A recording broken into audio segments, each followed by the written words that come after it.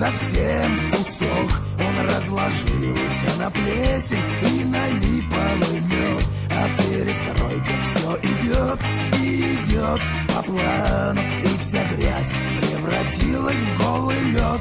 И все идет по плану. Все идет по плану. Все идет по плану.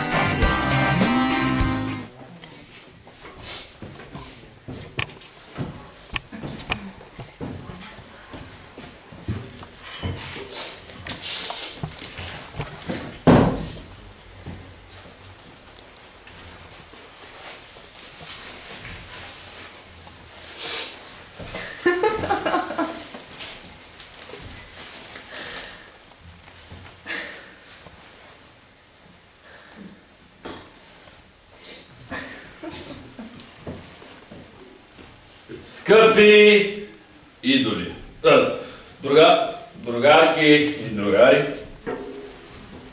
на днешната вечер, посветена на геройски загиналата за българското национално съществуване Демократическо-социалистическа партия. Аз съм подготвил реч. Аз, именития Прошко Хаджи Прошков, съм подготвил реч за вредата от скритото поправяне на битовата техника и повредите в домовете, които обитават гражданите на българската, в частност корейската и зимбабвийската Народно-демократическа република България. Благодаря.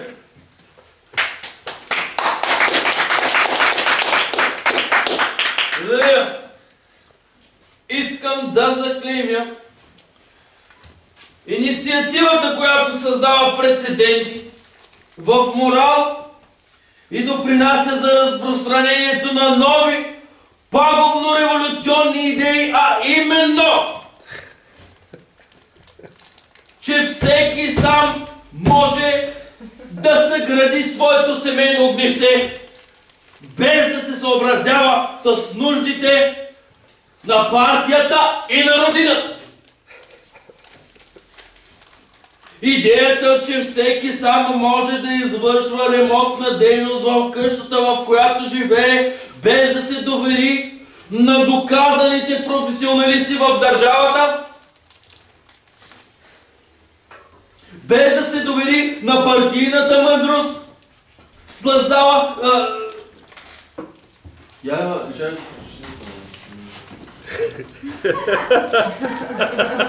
квалифицираната работна ръка за отстраняване на всякакви нередности при експлоатация на създадените от работещите граждани машини и, в частност, a.k.a. апарати.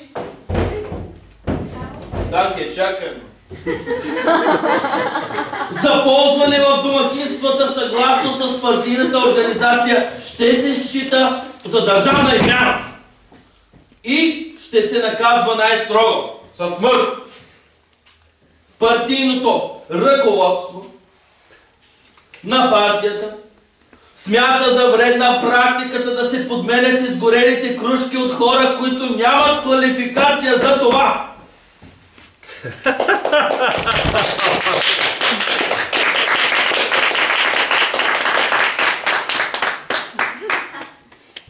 Абсолютно е забранено от нашите демократични закони поправянето на изгорели контакти, подмяната на шнурове, извършване на частични ремонти от собствениците на прекрасните домове, построени от Народната партия. Гражданите на ДАСЕ трябва да се занимават само и единствено с оторизираното извършване на своите служебни задължения, обособени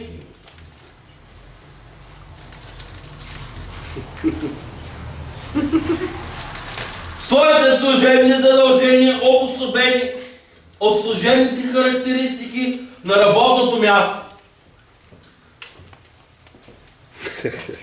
Всеки не е променен.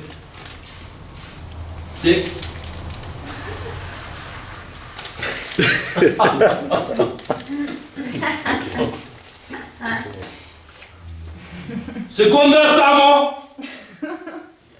Всеки неправомерен ремонт, извършван от който и да било,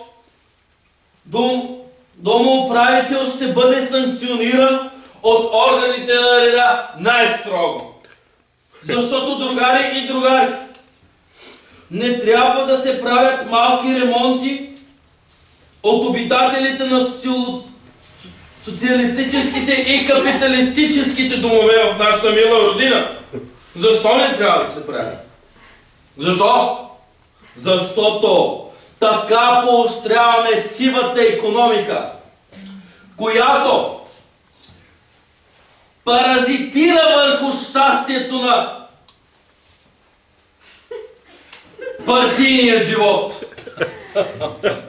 Ние по този начин ни отнемаме хляба и препитанието на всички квалифицирани майстори и майсторки, на които им е отредено щастието да служат на своето общество.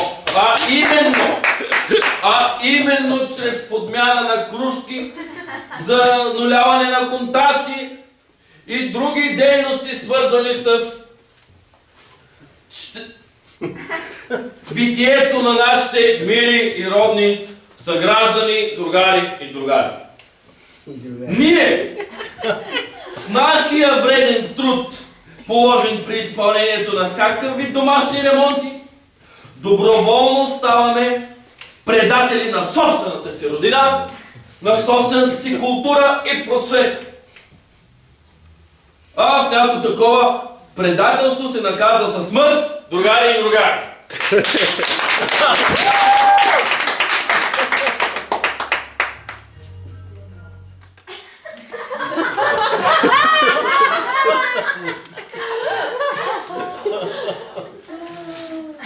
Искам да спомена от свое име, без това да е написано от моя партиен секретар и главен заместник на моята лична именност, т.е. на мен, искам да кажа, че в днешно време хората са свикнали твърде много с удобствата, компютрите, наркотиците, с залаганията и, разбира се, с всички видове моторни превозни средства.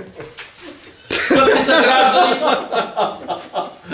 и мои обществени приятели, аз искам от трибуната на този народен глас, Vox Populi, ако мога така да се изразя, ако мога така да го нарека, аз бих искал да кажа, че всяко посегателство върху държавната собственост на партийната организация, която е свързана с паркета на всяко следващо домакинство, което вече е съградило своето домашно огнище и иска по някакъв начин да се свърже духовно, практически, физически, ментално и неудохотворено със своята собствена личност и със своите собствени интереси, трябва да приемат за факт, че трябва да се използват оранжеви столове, защото няма как в България да има равенство и членство в НАТО, ако ние не използваме оранжеви столове.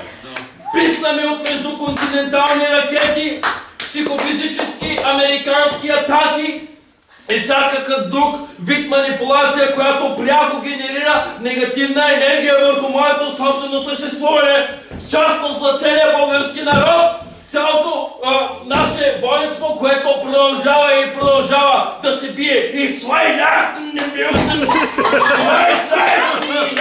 Свайдахтен! Шлюкен der Wachrein! Straußweidachten! Ich wollte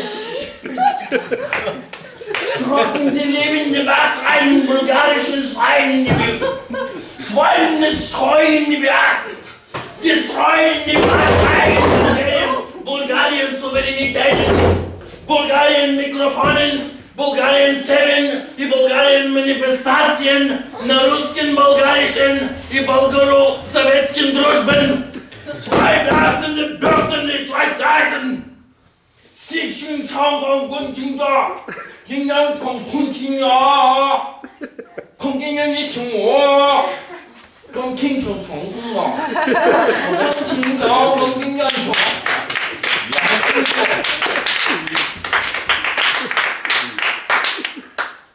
Xixini Kong Jinga, Kong King Chong Chong Sunga, Xian Chong Gong Wa.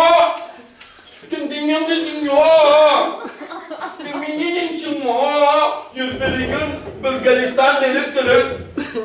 Şun melektirin. Yürümek melektirin. Akıllarım gizmini. Yürümek melektirin. Melektirin. Bulgaristan. Rodin. Melektirin. Bien sûr. Si vous voulez, on peut parler un peu démocratique, ce que vous voulez bien sûr, mais avec la France, on peut faire quelque chose de différent. Mais c'est l'amour, c'est une place d'amour. Si vous voulez, on peut faire quelque chose d'autre. Vous savez, l'amour bulgare. Excusez-moi, l'amour français, oui. Oui. Vous savez ça, oui. Oui, nous sommes, vous avez le dit. Vous avez le dit, bien sûr, avec lui. Et je le puis faire avec, c'est ça. Comment on peut faire avec lui, c'est ça. Ребята, конечно, хочу вам сказать одну штуку, которая болгарская. Русско-болгарская дружба надо будет всегда. Ребята, тише, ребята, пожалуйста, я бы хотел бы сказать немножко пару слов. За того, чтобы мы надо жить как людьми, нет. Нам надо жить как рыбы, понимаете, как раки. Мы все часть из большого океана. Понимаете? Спасибо вам! Я бы не хотел сказать ничто другого с того, что болгарскую, русскую, украинскую, белорусскую дружбу надо жить в веки веков. Конечно, я за этого, но там немножко есть какие-то проблемы сейчас. Ладно. Есть. Това, което исках да кажа е...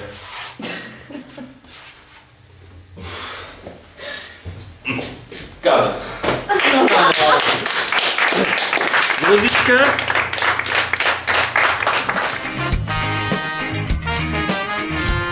Границын ключ переломлен пополам, а наш батюшка Ленин совсем усох. Он разложился на плесень и на липовый мед, а перестройка все идет и идет по плану, и вся грязь превратилась в голый лед, и все